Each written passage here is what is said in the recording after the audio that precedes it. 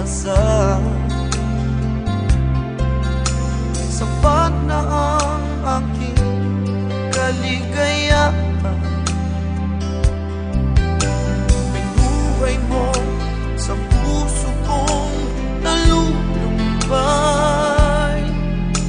ang nag-alay